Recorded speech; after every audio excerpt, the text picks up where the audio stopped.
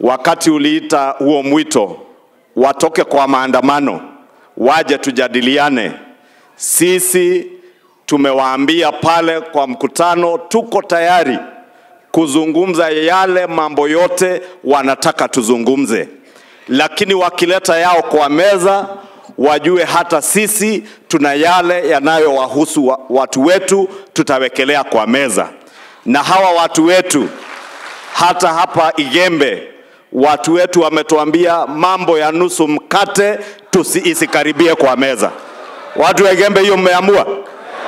Mambo ya nusu mkate, mambo ya handshake, mambo ya BBI, lakini mmesema tujadiliane vile rais atapata nafasi ya kuendesha kazi yake kwa nchi iliyo na amani. Hiyo mmekubali? Kwa hivyo tukienda kwa meza tuseme handshake, BBI, nusu mkate.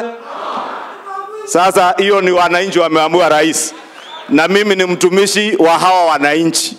Wakisema hakuna nusu mkate, wewe kaa na ile upanga ulipewa na Uhuru Kenyatta na usikate mkate. Huo upanga ulipewa ya kukata mkate kidogo kidogo ya kila Mkenya, lakini sio mambo ya viongozi.